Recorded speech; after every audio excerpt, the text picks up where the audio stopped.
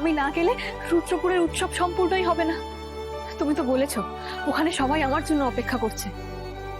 আমার রুদ্রপুরে গিয়ে অনেক নিয়ম রীতি পালন করার আছে। আমি কোনোদিন ভাবতেই পারিনি যে আমি কোথাও এতটা ইম্পর্টেন্স পাবো। সবকিছু না আমার কাছে এখনো স্বপ্নের মতো মনে হচ্ছে। আমার খুব আনন্দ হচ্ছে। তাই তাই কি কি চাইছো স্পষ্ট করে বলো।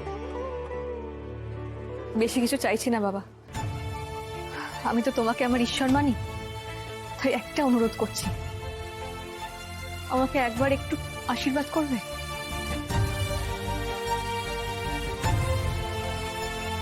যাতে রুদ্রপুরে গিয়ে আমি সব নিয়ম সঠিকভাবে পালন করতে পারি।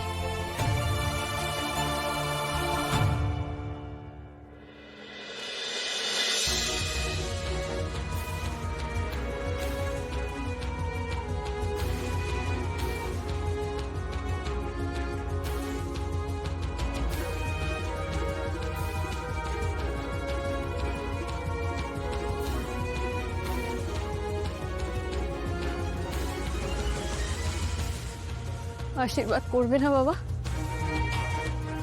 আমাকে আমাকে এতটা ঘেন্না করো তুমি?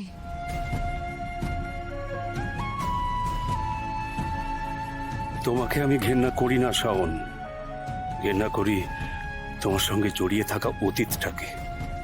কিন্তু এ কথা তোমাকে আমার বলার উপায় নেই।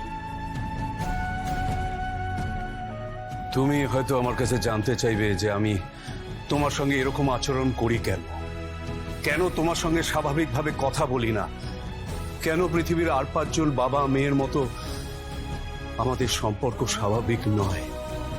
আমি জানি এইসব প্রশ্ন তোমার মনের মধ্যে ভিড় করে, কিন্তু এর উত্তর আমি তোমাকে দিতে পারব। তবে আমি চাই সারা জীবন তুমি খুব ভালো থাকো। আর কিছু না হোক এই প্রার্থনা আমি ঈশ্বরের কাছে রোজ করি।